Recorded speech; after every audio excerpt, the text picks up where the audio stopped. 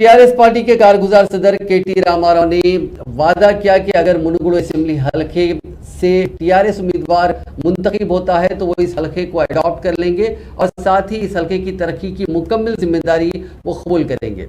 आज पार्टी उम्मीदवार के प्रभाकर रेड्डी, रियासती वजीर जगदीश रेड्डी और दीगर कायदीन के साथ केटीआर ने चंडूर गांव में इंतखाबी मुहिम चलाई। इसके अलावा बहुत सारे मुनुगुडु के हलके में सीपीआई और दीगर कायदीन के साथ उन्होंने टीआरएस उम्मीदवार के हक में मुहिम चलाई।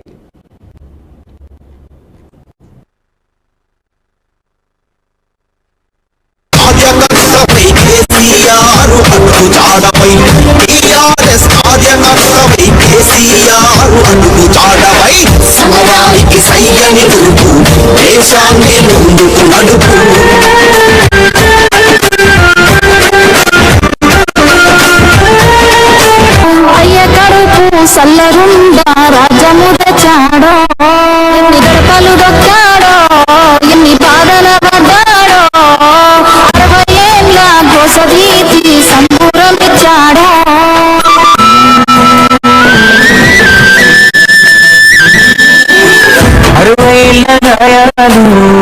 మరువలేని వేదనలు అన్ని మాయమవుతాయి మాట నేను మీకు విజ్ఞప్తి చేస్తా ఉన్నా।